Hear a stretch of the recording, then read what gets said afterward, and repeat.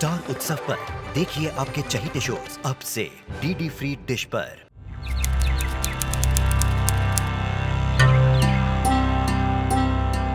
कालिंदी मैं हूँ, डरो मत।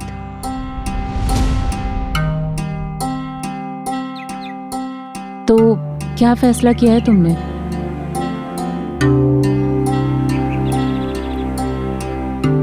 किया, अब मैं किसी से नहीं डरूंगी। कालिंदी एक बार फिर सोच लो, क्योंकि जो तुम करना चाहती हो वो बिल्कुल भी आसान नहीं है।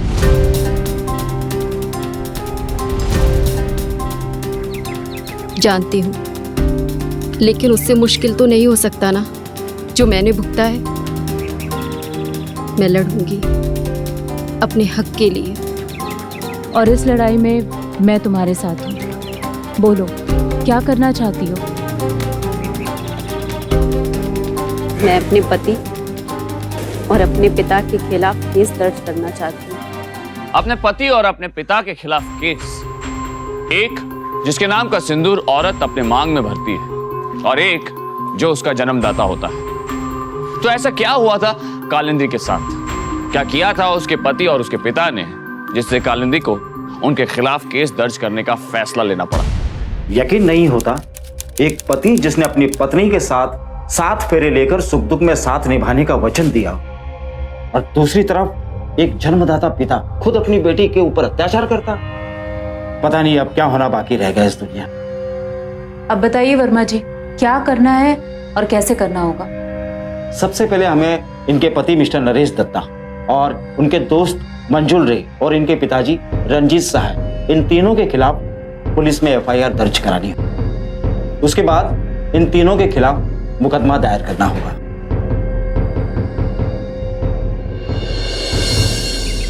कालिंदी नरेश दत्ता। नरेश दत्ता, ये मशहूर उद्योगपति नरेश दत्ता ना? आप उनकी पत्नी है और आप ही अपने पति के खिलाफ एफआईआर दर्ज करवाने आ गई। मैडम, नरेश दत्ता एक इज्जतदार आदमी है, उन पे कीचड़ उछालना। आप जानते हैं कि क्या किया है आपके इन्हीं इज्जतदार नरेश दत्ता ने?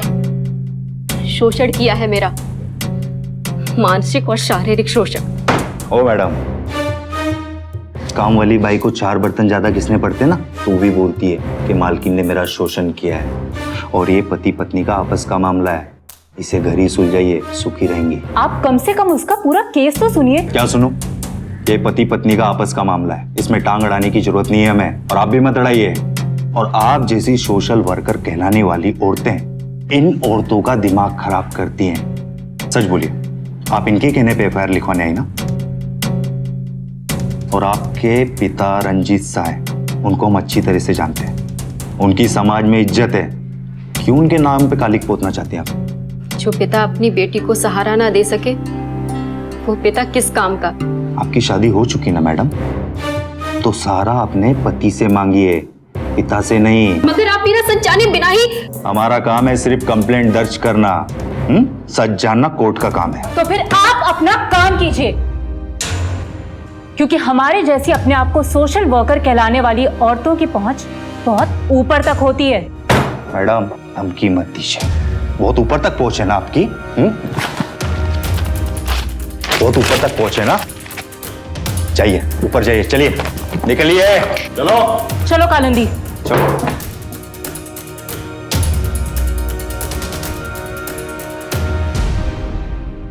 थैंक यू सो मच जज साहब, आपके इतने बिजी शेड्यूल में से आपने हमारे लिए इतना वक्त निकाला। इसमें थैंक यू कहने की कोई जरूरत नहीं, क्योंकि आप जो कर रही है वही हम कर रहे हैं, समाज सेवा। देखिए ना, इसके लिए आज मैं जिस जज की कुर्सी पे बैठा हूं,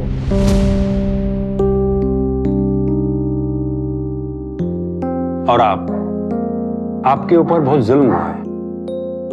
आप बिल्कुल चिंता मत कीजिए, क्योंकि अब मैं इस केस की सुनवाई खुद करूंगा। अच्छा, वो क्या नाम बताया तुझे इंस्पेक्टर का? दीपक शर्मा। ठीक है, मैं उसे देख लेता हूँ। Thank you sir. हाँ, एक मिनट।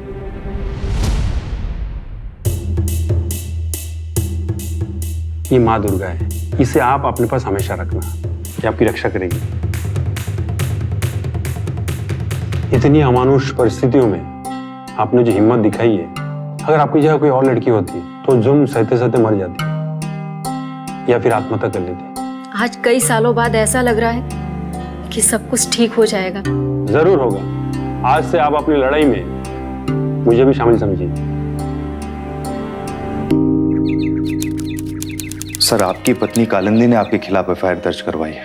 मैंने अपनी तरफ से पूरी कोशिश की, लेकिन ऑर्डर ऊपर से आया। कालिंदी को जिंदा छोड़कर बहुत बड़ी गलती कर दी मैंने। उसे उसी वक्त मरवा देता ना तो ये मुसीबत ना झेलनी पड़ती। अब क्या होगा इंस्पेक्टर साहब? वारंट निकला है, पुलिस स्टेशन तो जाना ही पड़ेगा, और कोई चारा नहीं है।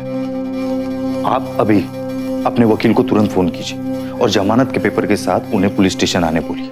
जब तक हम लोग यहाँ से पुलिस स्टेशन पहुंचेंगे, आपका वकील भी वहां पहुंच जाएगा और उन पेपर्स पे मैं साइन करके आपको तुरंत रिहा कर दूंगा। मेरे खिलाफ केस फाइल करेगी। Now I will finish her. पर यह उतना आसान नहीं था जितना नरेश सोच रहा था। गिरधर मित्रा के एक फोन की वजह से नरेश की बेल नामंजूर कर दी गई और केस सीधे कोर्ट में पहुंच गया, गिरधर मित्रा के पास।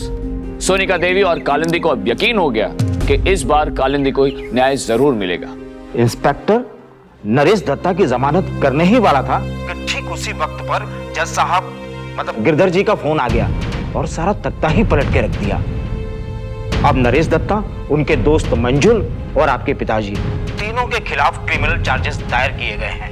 इसी सिलसिले में कुछ पूछताछ करने के लिए उन्होंने आज शाम 5 बजे आपको घर पर बुलाया है। ठीक है sir, thank you.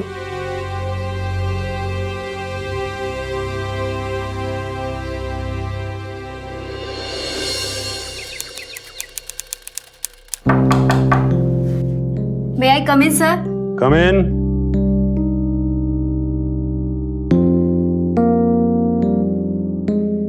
Good evening sir.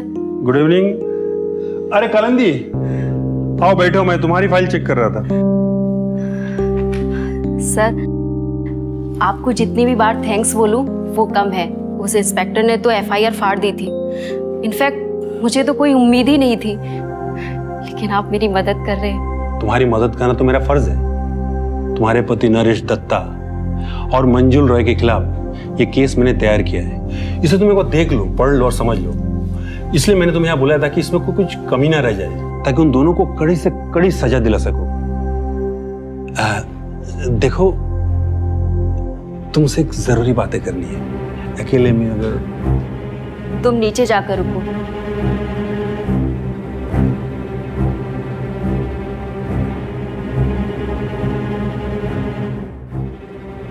You know Kalindi,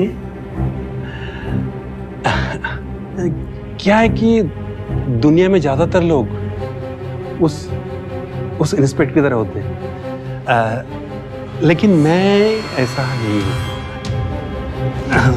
समझ रहे ना मैं क्या कह रहा हूं? देखो, तुम जो बोलोगी ना मैं वही करूंगा। तुम्हारे पति के खिलाफ ऐसा मजबूत केस बनाऊंगा कि वो जिंदगी भर जेल में चढ़ता रहेगा।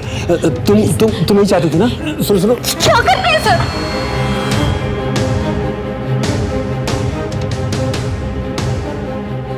दुनिया में कोई भी चीज मुफ्त में नहीं मिलती।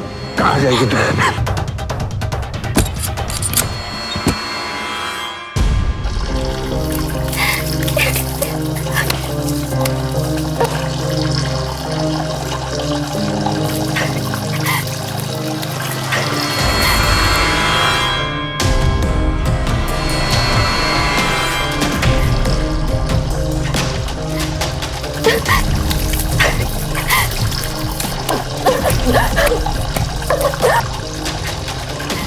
कालिंदी का विश्वास चकनाचूर हो गया।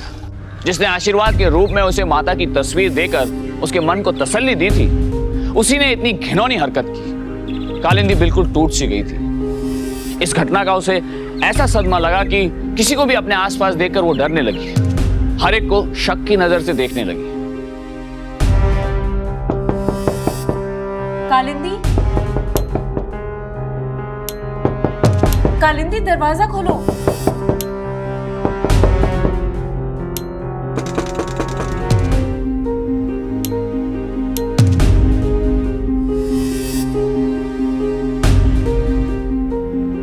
कालिंदी 7 दिनों तक अकेले कमरे में बंद रही। उसने किसी को भी अंदर नहीं आने दिया।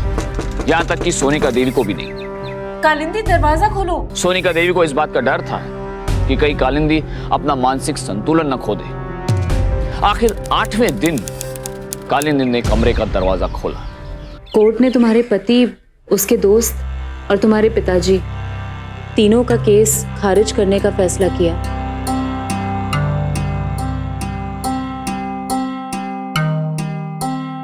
कोर्ट चाहे जो फैसला ले, पर मैं हार नहीं मानूंगी। अपने आत्मसम्मान के लिए मैं लड़ूंगी, एक गिरधर मित्रा से नहीं बल्कि पूरे सिस्टम से। मेरे जीने का हक छीनने का अधिकार किसी को नहीं है, न नरेश को, न पापा को और न गिरधर मित्रा को। चाहे मेरी जान भी चली जाए, पर फिर भी मैं सबको सजा दिलवा के रहूंगी। मुझे गिरधर मित्रा के खिलाफ FIR दर्ज करानी है। कोई फायदा नहीं होगा कालिंदी। तुम्हारे पिता और पति के खिलाफ उन्होंने आसानी से FIR दर्ज नहीं करवाई थी। फिर तुम्हें क्या लगता है कि वो लोग गिरधर मित्रा के खिलाफ जाने की हिम्मत भी करेंगे? पर मैं ऐसे हाथ पर हाथ धरे नहीं बैठ सकती ना। कोई ना कोई तो रास्ता निकालना ही होगा। एक रास्ता है।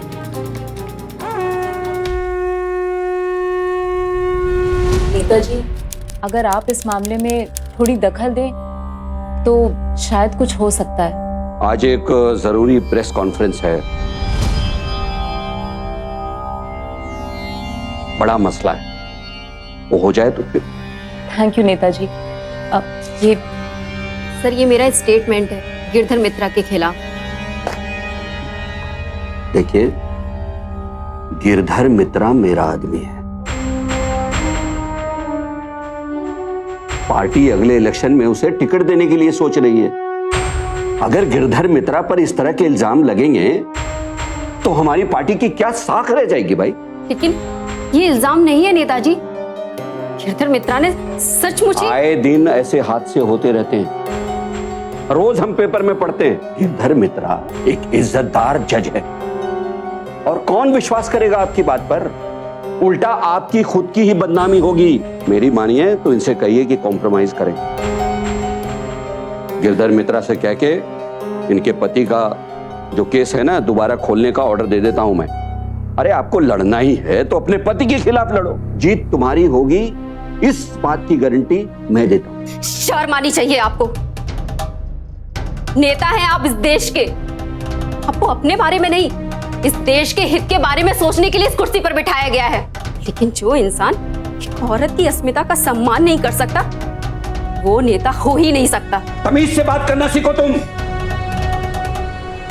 अगर आपकी बहन बेटी के साथ ऐसा हुआ होता, तब भी आप उन्हें ऐसे ही कंप्रोमाइज करने के लिए कहते?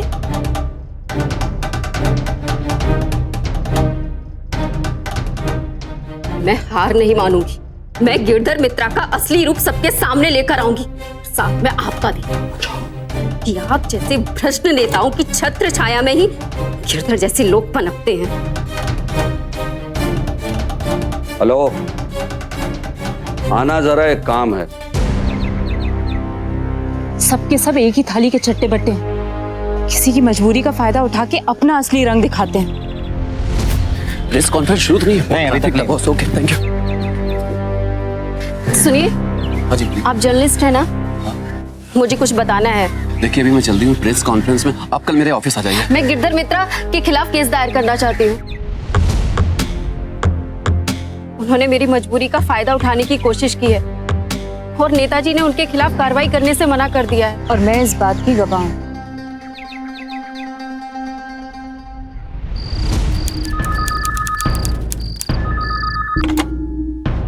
हेलो, हाँ नेताजी बोलिए, क्या खबर है? नमस्कार। क्या? कभी? अभी तक तो। ये रहा मिसेस कालिंदी दत्ता का लिखित बयान। कानून के रक्षक ने किया अन्याय। गिरधर मित्रा खुद कानून की गिरफ्त में, नेताजी की शय। सारी जद्दोजहद के बाद कालिंदी को एक ऐसा हथियार मिल गया था जो उसकी सच्चाई को लोगों तक पहुंचा सकता था। पर यह लड़ाई किसी और के साथ नहीं, इस भ्रष्ट सिस्टम के एक नेता और एक जज के खिलाफ थी। हर कोई उन बड़े बड़े नामों के रोष से बचना चाहता था। कालिंदी फिर भी कोशिश करती रही, वो हार कर बैठने वालों में से नहीं थी। लिहाजा अब उसकी इस हिम्मत को तोड़ने की पहल शुरू कर दी गई। आज शाम को मेरे वकील मिस्टर वर्मा का फोन आया था। कह रहे थे कि वो मेरा केस नहीं लड़ सकते हैं। ये तो होना ही था। गिरधर मित्रा और नेता जैसे असामियों के नाम अब आपकी लड़ाई से चुक चुके, अब ये खबर बन चुकी। और मैं चाहता हूं कि आप अपनी कहानी लोगों को खुद सुनाएं, टीवी पर लाइव। अब आशा,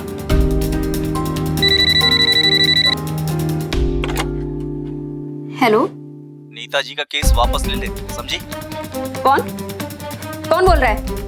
हिम्मत है तो बोलो ना, कौन बोल रहा है? जितना बोला उतना कर, समझी ना? क्या? मैं ऐसी धमकियों से डरकर चुप रहने वाली नहीं हूँ।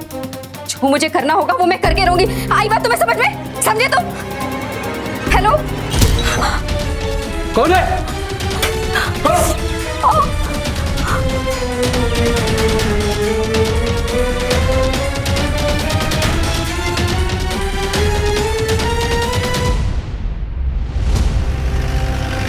अब और वक्त गंवाना खतरे से खाली नहीं। ये लोग कुछ भी कर सकते हैं। आज सिर्फ एक पत्थर फेंका, कल कुछ भी कर सकते हैं। कुछ हो उससे पहले तुम अपनी कहानी टीवी पर लोगों तक पहुंचा दो। एक बार सच सारी दुनिया के सामने आ गया तो लोग आपको हाथ नहीं लगा पाएंगे। बताइए, ऐसा क्या हुआ था आपके साथ जो इतनी बड़ी जंग आपको अकेले ही लड़नी पड़ रही? बात 2 साल पहले की है, जब मेरी बहन घर से भाग गई थी। नाक कटा दिया लड़की ने। सहाय खानदान की बड़ी लड़की किसी लड़के के प्यार में से फंस के भाग गई। अरे तू क्या ले लो? न जाने किस हाल में होगी मेरी बहन। मर गई होगी तो भी अच्छा है। हमारे मुंह पर काली पोत के वो कभी खुश नहीं रह सकती, कभी नहीं।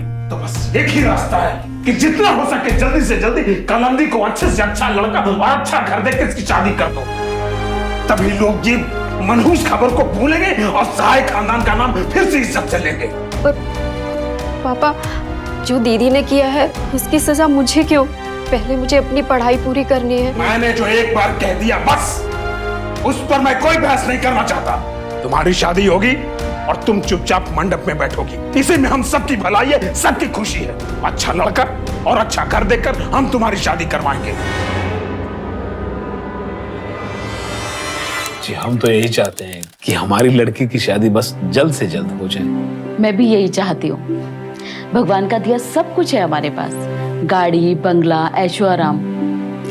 बस मेरे बेटे नरेश की एक बार शादी हो जाए और ये दोनों आराम से खुश रहें। मुझे और क्या चाहिए?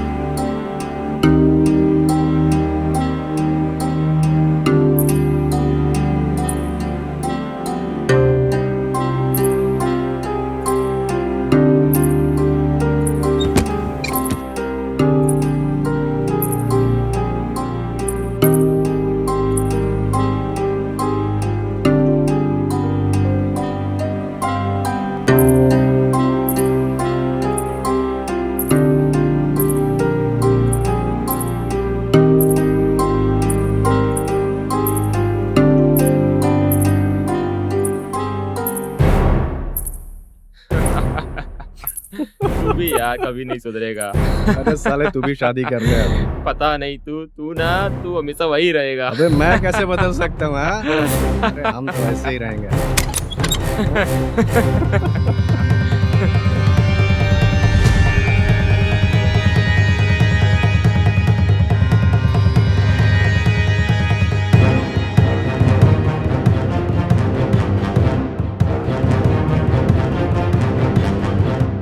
बैठो।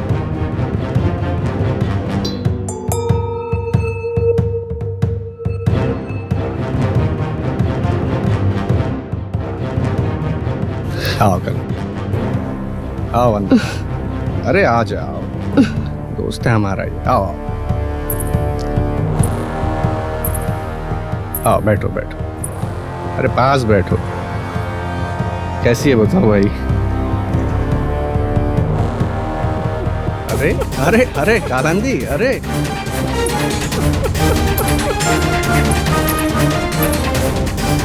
शर्म आ गई।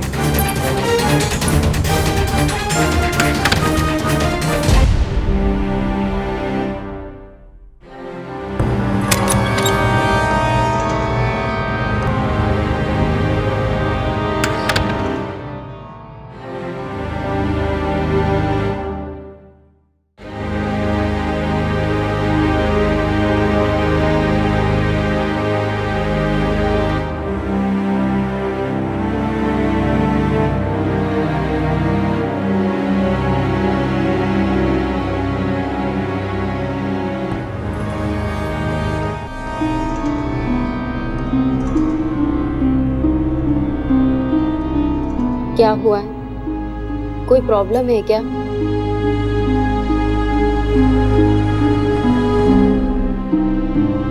ना तो आप मुझसे ठीक से बात करते हैं ना, ऐसा लग रहा है जैसे आप हनीमून पर आकर मुझे अवॉइड कर रहे हैं। मुझे तो ऐसा फील होता है कि हमारी शादी ही नहीं हुई है।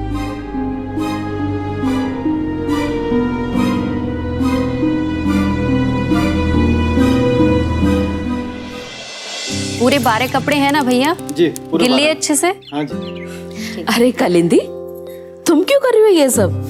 घर में इतने सारे नौकर है ना। नमस्ते माँ जी। नमस्ते।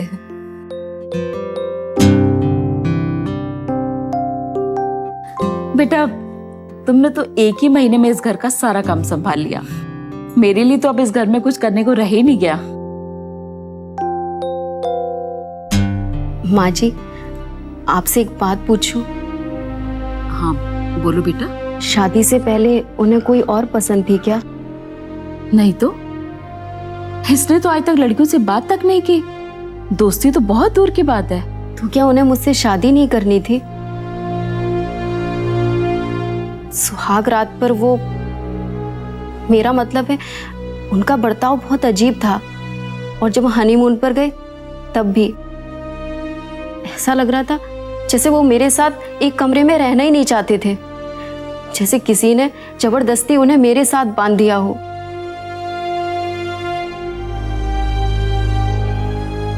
देखो कालिंदी, तुम एक समझदार लड़की हो।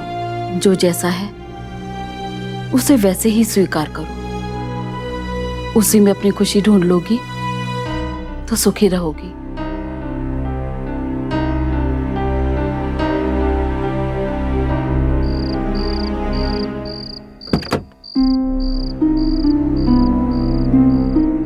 दरवाजा खटखटा कर नहीं आ सकती तो? अपने और अपने पति के कमरे में आते हुए दरवाजा खटखटाने की क्या जरूरत है? कहाँ जा रहे हैं आप? दोस्तों के साथ पार्टी में। कौन है वो? क्या? आप अच्छी तरह से जानते हैं कि मैं किसके बारे में पूछ रही हूँ, जिससे आप प्यार करते हैं। आज मैं आपको बिना जवाब दिए हुए नहीं जाने दूंगी। जिस दिन से शादी हुई है उस दिन से आपने मुझसे ठीक से बात तक नहीं की। बात करना तो दूर, मेरी तरफ देखा भी नहीं। क्यों अवॉइड कर रहे हैं आप मुझे? बस कर अभी। ऐसा था तो आपने मुझसे शादी ही क्यों की? बोला ना बस कर, वरना दूंगा एक खींच के। बस इसी में आपकी मर्दानगी है, मुझ पर हाथ उठाने में, अपने दोस्त के सामने अपनी सुहाग रात पर मेरे साथ बदतमीजी करके बाद में मुझसे दूर रहने में। कभी आप प्यार से आए हैं मेरे पास? आपकी पत्नी का अधिकार दिया है आपने। मुझे अपनी मर्दानगी साबित करने के लिए तेरे ऊपर हाथ उठाने की जरूरत नहीं है, और ना ही तेरे पास आने की।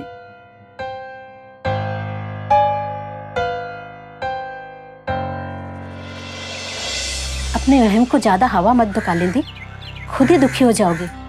ये वहम नहीं है माँ, मैं रह रही हूँ नरेश के साथ, उसे देख रही हूँ, महसूस कर रही हूँ। ऐसा लगता है जैसे वो जानबूझकर मुझसे दूर रह रहे हैं। इसीलिए बार बार मेरे मन में यही ख्याल आ रहा है कि उनका जरूर किसी के साथ अफेयर चल रहा है। माँ, हो सकता है नरेश शांत स्वभाव के हो, किसी से ज्यादा घुलना मिलना उन्हें पसंद ना हो कालिंदी, इसलिए इस नए रिश्ते में जुड़ने में उसे थोड़ा वक्त लग रहा है। कालिंदी, ज्यादा जल्दबाजी मत किया करो, देखना सब धीरे धीरे ठीक हो जाएगा। अब बाकी सब घर में ठीक तो है ना? हाँ माँ, बाकी सब अच्छा है। माँ भी बहुत अच्छी है, नौकर चाकर सारे। तो बस नरेश के साथ भी देखना सब धीरे धीरे ठीक हो जाएगा। कालिंदी, अपने पति के साथ इस तरह बात मत किया करो। वो मर्द है, उसका ईगो बहुत बड़ा है।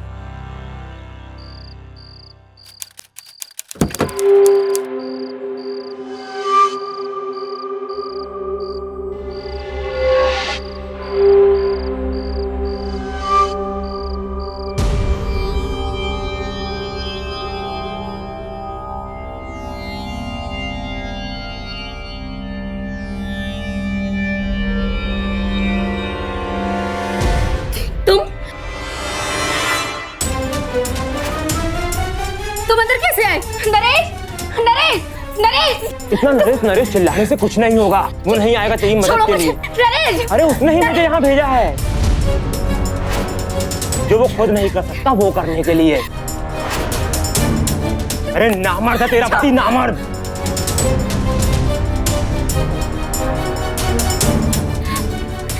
नरेश, नरेश, छोड़ दो मुझे। तो ऐसे हालात दिल और दिमाग को भीतर तक झकझोर देते हैं। कुछ ऐसा ही कालिंदी के साथ भी हुआ।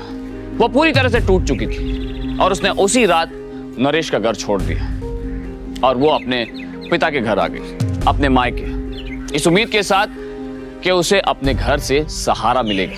उसने सारी सच्चाई अपने माँ बाप को बताई, लेकिन नरेश इतनी आसानी से कालिंदी को बख्शने वाला नहीं था। अपने ऐब को पूरी दुनिया के सामने बेपर्दा होने से बचाने के लिए वो कुछ भी कर सकता था। इसलिए वो कालिंदी के मायके पहुंचा। धोखा दिया आपने हमें, जिंदगी बर्बाद कर दी मेरी बेटी की। अपना ऐब छुपाने के लिए अपने दोस्त के साथ अपनी पत्नी को। अरे शर्म नहीं आई आपको? अरे माताजी, ऐसा कुछ नहीं हुआ है, झूठ बोल रही है ये। सच तो ये है कि इस शादी से कभी खुशी नहीं थी और इसीलिए हमारे बीच में आज तक पति पत्नी का संबंध भी नहीं बन पाया। झूठ बोल रहे हैं ये। मैं झूठ बोल रहा हूं? मैंने तुझसे क्या कहा था? मुझे मेरा वारिस चाहिए। तूने मना कर दिया था ना? बोल। आप कुछ बोलते क्यों नहीं? पिताजी, अगर आप समझदार हैं तो अपनी बेटी की बातें मत आइए। वैसे भी हमारा घरेलू मामला है अभी। सच तो यह है कि कालिंदी को आप लोगों को इसमें दखलंदाजी करने को कहना ही नहीं चाहिए था, और आप लोगों को भी ऐसा नहीं करना चाहिए। यकीन करिए, अगर फिर भी आपको लगता है कि मेरी वजह से आपकी बेटी की जिंदगी बर्बाद हो रही है तो आप खुशी से इसे अपने साथ रख सकते हैं। मेरा उससे कोई वास्ता ना होगा। नमस्ते माता जी। खुश हो गई तू?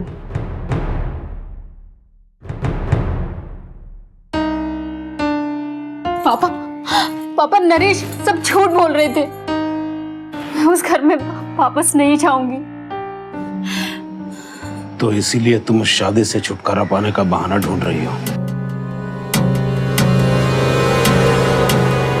पापा, नरेश ने खुद अपने दोस्त को मेरे पास भेजा ना वारिस पाने, ताकि उनकी ये असलियत दुनिया के सामने कभी ना आए। और आप सबको ये सब बहाना लग रहा है। हो सकता है कि तुम जो कह रही हो वो सही हो, लेकिन नरेश ने जो कहा वो तो सही ही है। हम सब जानते हैं, तुमने खुद अपने मुंह से कबूल किया है कि तुम ये शादी नहीं करना चाहती थी। इसलिए तुमने आज तक नरेश को स्वीकार नहीं किया है और अपना घर छोड़कर यहां आ गई हो।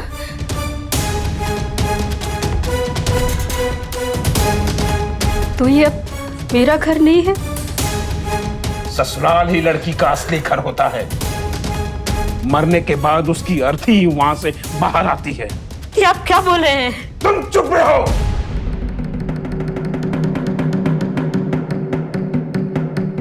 अब तुम कान खोल के सुन लो। जैसा भी है, भला है बुरा है, नरेश दत्ता ही तुम्हारा पति है और तुम नरेश दत्ता की पत्नी हो। तुम इसे जितना जल्दी स्वीकार कर लो तुम्हारे लिए बेहतर होगा।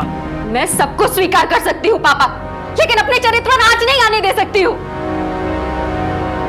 इसलिए चाहे जो कुछ भी हो जाए, मैं मैं उस घर में वापस नहीं जाऊंगी और कभी नहीं जाऊंगी, कभी नहीं।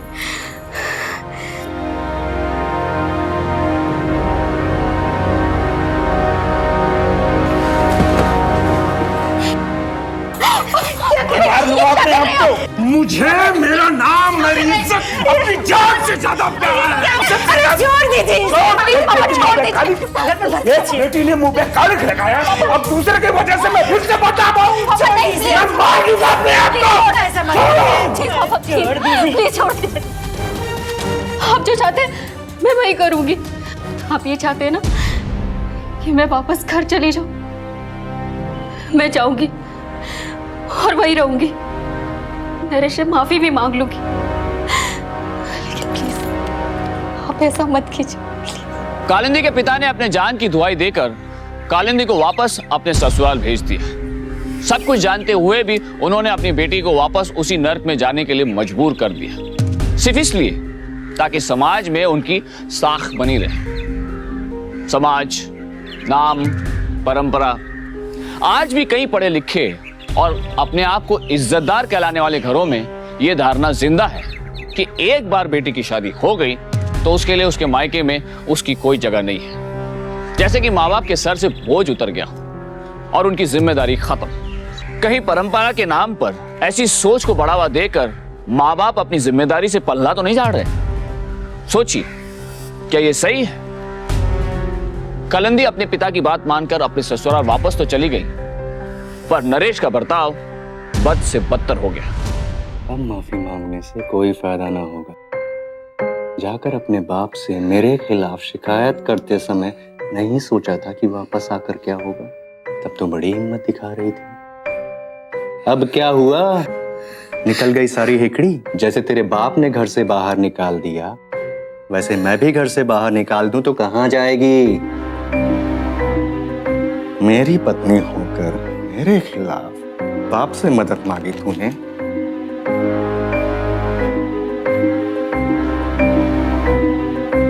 प्लीज मुझे माफ कर दीजिए, प्लीज। बाप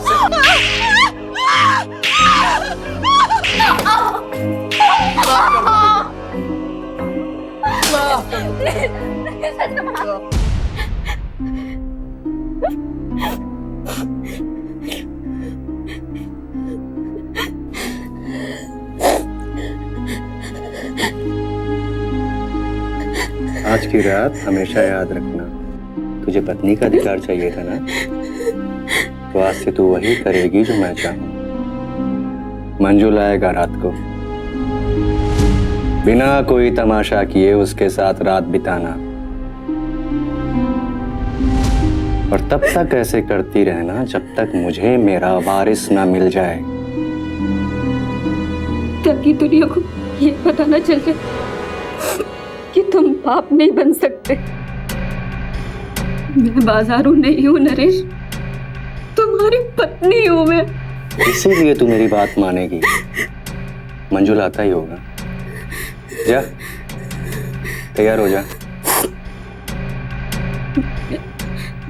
नहीं, मैं मर जाऊंगी, लेकिन ये कभी नहीं करूंगी, कभी नहीं। तुझे मरने का बहुत शौक है ना? तू देख अभी कैसे तुझे जिंदा रहते हुए मैं मारता हूँ।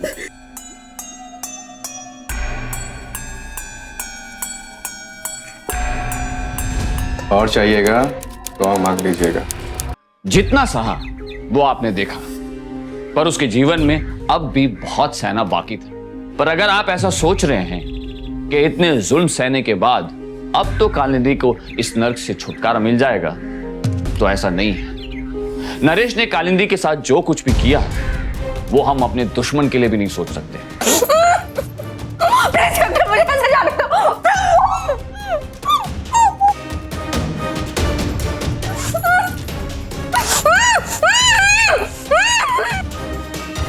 कालिंदी को बिजली के 4 झटके दिए गए, लगातार एक के बाद एक। वो बस एक जिंदा लाश बनकर रह गई। पर इसमें नरेश के साथ साथ वो डॉक्टर भी उतना ही गुनहगार है जिसने पैसों के लिए कालिंदी की मानसिक शक्ति को खत्म कर दिया।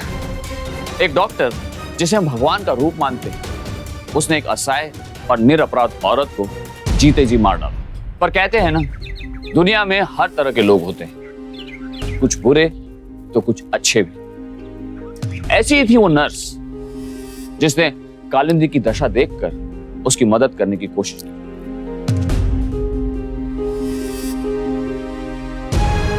और उसके पिता ने भी मुंह मोड़ लिया।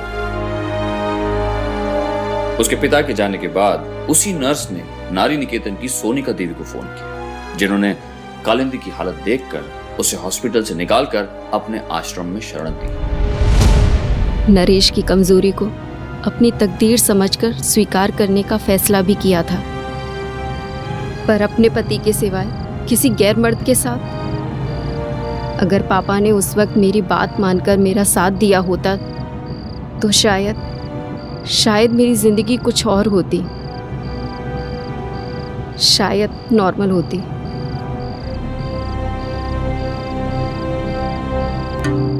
Heads up to you. इतना सब कुछ सहकर भी आपने हिम्मत नहीं हारी। मेरी हिम्मत ही तो मेरी अपनी है, बाकी सब तो खो ही चुकी हूँ।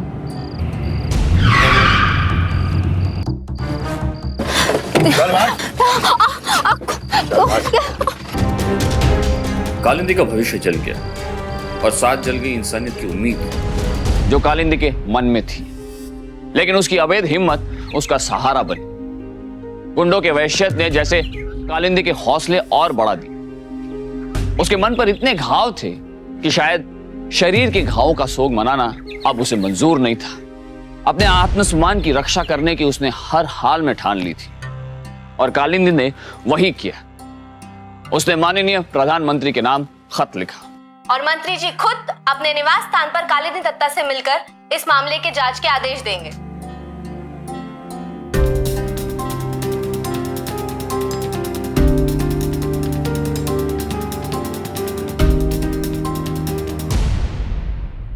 प्रधानमंत्री जी ने कालिंदी से जैसा कहा था उन्होंने वैसा ही कर दिखाया।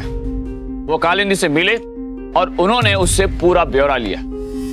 फिर शुरू हुई संवैधानिक प्रक्रिया।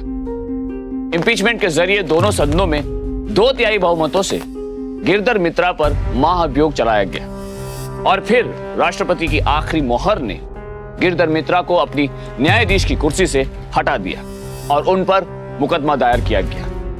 पुलिस को शो कॉज नोटिस जारी किया गया और इंस्पेक्टर सूरजबान के खिलाफ केस दायर करके उन्हें सस्पेंड किया गया। और नेताजी पर कुर्सी छोड़ने की नौबत आ गई। उनको प्रधानमंत्री जी से चेतावनी मिली थी और जिन 3 गुंडों ने कालिंदी और देव पर हमला किया था उनमें से 2 को हिरासत में ले लिया गया है। तीसरा अभी भी फरार है, जिसकी खोज आज भी जारी है। लेकिन इस केस के असली मुजरिम थे कालिंदी के पति नरेश दत्ता और उसके पिता श्री रंजीत साहे, जिनका न्याय होना अभी भी बाकी था। प्रधानमंत्री जी ने कालिंदी से जैसा कहा था उन्होंने वैसा ही कर दिखाया। वो कालिंदी से मिले और उन्होंने उससे पूरा ब्यौरा लिया। राष्ट्रपति की आखिरी मोहर ने गिरधर मित्रा को अपनी न्यायाधीश की कुर्सी से हटा दिया। पुलिस को शो कॉज नोटिस जारी किया गया। नेताजी पर कुर्सी छोड़ने की नौबत आ गई। उनको प्रधानमंत्री जी से चेतावनी मिली थी। लेकिन इस केस के असली मुजरिम थे कालिंदी के पति नरेश दत्ता और उसके पिता श्री रंजीत साहे, जिनका न्याय होना अभी भी बाकी था। मुबारक हो कालिंदी जी, अब आप एक मिसाल बन चुकी हैं। थैंक यू सर, पर इन लोगों की मदद के बिना कुछ भी संभव नहीं हो पाता। अब आप क्या करना चाहते हैं? अब सबसे पहले मैं अपनी पढ़ाई पूरी करूंगी, डिग्री लूंगी, क्योंकि मेरी तरह दुनिया में कई ऐसे लोग हैं जिन्होंने अपना सब कुछ खो दिया है। मैं उनकी मदद करूंगी, क्योंकि अपना सब कुछ खोने के बाद मुझे ये समझ में आया है कि इंसान की इंसानियत को खत्म करने के लिए किसी शैतान की जरूरत नहीं होती। एक इंसान ही दूसरे को हैवान बनने पर मजबूर कर देता है और मैं अपनी कोशिश से यही रोकना चाहती हूँ। कालिंदी ने जैसा कहा वैसा ही किया। उसने अपनी पढ़ाई ऑनर्स के साथ पूरी की। कालिंदी दत्ता का यह केस नारी की शक्ति, उनके आत्मसम्मान का केस है। एक सीख है, जुल्म को मत सहो, अन्याय के खिलाफ लड़ो। आज कालिंदी अपनी जैसी कई पीड़ित और शोषित महिलाओं की मदद कर रही है, उनकी हिम्मत बनी हुई है। कालिंदी जैसे लोग हमें जीने के सही मायने सिखाते। सावधान इंडिया का कालिंदी दत्ता को सलाम। अब मुझे दीजिए इजाजत, फिर होगी आपसे मुलाकात। तब तक सावधान इंडिया, इंडिया फाइट्स बैक।